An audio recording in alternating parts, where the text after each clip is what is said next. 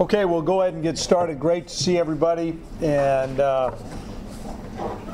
we have a football team and coaching staff that's very excited to start the 2012 season. We look forward to the competition by Robert Morris. As many of you can remember, we had a really great ball game with them here.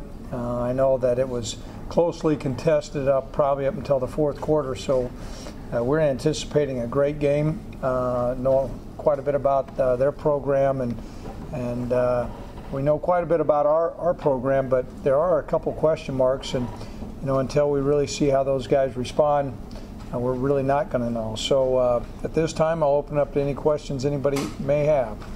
What are your question marks in your mind?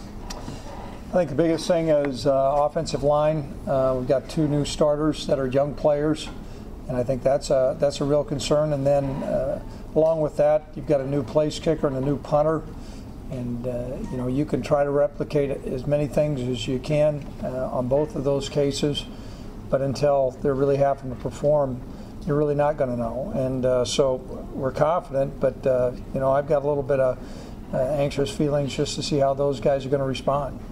Obviously, the win is what you really want to see, but what do you feel you need to see from the team to feel or to have that comfort level that you feel you need to have after 1 week? Well, I appreciate the fact you say we need to win, because all these games are critical, and it's also important when you have a young football team, and I think we are young at a lot of spots, to see our guys go out there and compete and play with a great deal of confidence and poise, and to utilize their athleticism. They are young, but they have not played a lot at some of the positions, but we're confident that they can go out and play at a really high level. So we're going to need to see that, whether you have, as I mentioned, a guy like Joe Haig, who's not played in a college football game before. Here is a redshirt freshman coming in and starting, or Adam Keller, who's not had to perform with place kicking. They're going to need to excel. Tell me about putting 2011 to bed. You're going to have a big banner ceremony before the game. I know you have, but are you worried about the guys seeing the crowd and getting over that hump before the game starts? I don't think they have any idea about the banner. I don't even know when that. It's great. We appreciate that last year's team is being noted along with the other great North Dakota State football teams, but players by and large are so in a routine. I would think if you ask 100 of them, maybe 2 or 3 may even notice that there's a banner up there. And so we've got a lot on our plate this year. We're certainly excited, and our guys are working extremely hard, and we're looking forward to playing this ball game. At the beginning of fall camp, you talked about depth, that you need to see depth grow in the fall. Where are you right now heading into the first week? That's a real question mark still. We're still concerned about the linebacker position. I think we've finally settled in as far as, we knew who our starters were, but the opportunity for those guys to play all year long is really unrealistic. And we moved Esley Thornton over to Sam linebacker. He's still on a learning curve. He's not the finished product yet. Antonio Rogers is our backup Mike, and he's a guy that just came in during fall camp. So a great amount of work is going to need to be done, not only in this game, but in several weeks. We feel like the offensive line has come along, but they're not where they need to be. And so I would say about on par with where I thought. Certainly like to see a little bit further, but that's, I think, also unrealistic.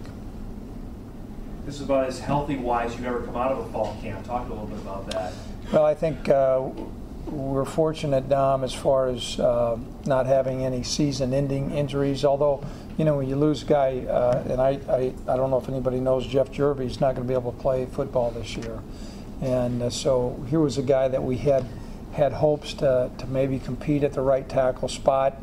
And so while that is not noted as a season-ending injury, and we didn't know how much we'd get out of him. But outside of that, we're fortunate to no ACL tears and things like that. Now, some of that had to do with we only had one scrimmage. And you're leveraging that. You're saying, okay, how much full contact work do you need to do to get your team ready versus exposing them to injuries? And that's the decision that we made collectively as a staff. I think we've been able to come through, and we'll have a pretty healthy football team come Saturday night at 6. Coach talked about Ryan Smith and his help, and how you plan to utilize him this season. Well, Ryan has been nagged with a hamstring injury a couple weeks ago, and we've been extra cautious with his progression. We integrated him into practice this last week.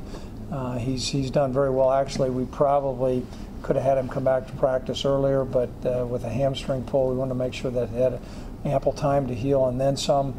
And he's really done a nice job in practice. And he's one of the guys he's a vet. He's played an awful lot of football, and so the amount of practice repetition that he needs versus maybe an incoming freshman is drastically different. So feel really good about where Ryan's at, and we feel good about utilizing him in the game in all aspects, whether it be a returner or an inside receiver. Coach, you've always pointed to team chemistry within a locker room for success. How do you feel about that aspect of leadership this year? Don't really know yet. You know, a lot of times where chemistry really comes into play is, you know, when you're reaching real highs or some lows, and you know, that adversity on either side will really test your leadership.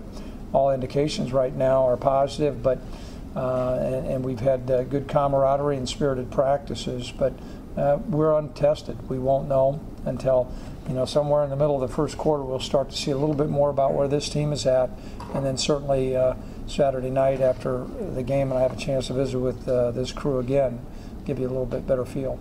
Jeff? Yeah, can you be more specific on Jerby, the nature of the injury? Is this it for him? Yes, it is. Forever? Forever. You know, he, you know, the knee just did not respond like we had hoped. He experienced too much pain, and, you know, through thorough, you know, examinations and MRIs and everything else, the doctors felt like it would not be wise on his part to pursue football anymore. So he's not going to be playing for us. You mentioned to me last week the redshirt freshman, or true freshman, Zach Johnson was going to have his redshirt lifted. Anybody else you see by Saturday night? Not right now. And Jack will be the only one that we will dress. You know, the concern is our third string quarterback's also our backup Sam linebacker, and how long we're able to do that, we don't know. But typically we like to have 3 quarterbacks that are in position to play, and so our thought process going into this game, you know, if something would happen, we'd have to get Esley over there throwing in a big hurry. But right now, Zach's the only one. But we're pleased with Zach's progress. You know, he's a big, strong, physical guy. You know, he's a physical specimen. I think he's over 6'5", about 324 pounds, and he's really becoming a very competent offensive guard. Let's talk a little bit more about Robert Morris, what you expect to see from him. Well, you know, multi formations on defense. You know, they throw a lot of different things at you. At least that's what they did last year and previous. And so, you know, in opening games, that's a real concern. You know, their quarterback Sinclair is an excellent player. He didn't play last year, but he played against us 2 years ago, and you know, he's a senior that we think is a really dynamic player. And so you've got good athletes that come from Pittsburgh, where they're going to have an ample recruiting base, and an old wise vet coach that coached in the NFL. And so we're anticipating a really spirited, close ball game. How similar are they to the team that was here in Fargo in 2010 at all? Oh, there's some similarities. You know, some of the schemes that they do are similar, but I think that their coaching staff has done a great job each year adapting to the personnel that they have. I know that was a senior-laden football team, maybe not quite as many seniors on this team as what we saw a couple of years ago, but make no mistake, they'll be a good football team that's well experienced and ready to play. What type of progress has Brock made from last year transitioning on to his junior season, and I guess in that level of upperclassmen now as quarterback? Now, during the course of the spring, we thought Brock was you know, maybe off a little bit compared to how he had played in the fall, and it's you know, something that Brock does during the summer. You know, we're not able to work with him, but he made significant progress between last year's spring and then in the fall. We noted that right away as coaches, and you know, he's done the same thing this year. He's come in and had a really sharp fall camp. You know, we chart every throw that he makes. His numbers are up, making better decisions. The other thing that I think is a little bit better too is that, you know, he's completely over that turf toe, and so his ability to run is certainly there, where before he was somewhat guarded even during the course of the spring. And that has some things to do with your throwing motion with your base as well. And so we're well pleased with Brock, and we're also pleased with Carson. I think Carson's is continuing to improve. You know, when you're able to start to narrow the repetition down in practice, and we fed those reps to those two guys, you know, I think we've got two really good quarterbacks. And so we would anticipate that Brock's going to play very well Saturday night.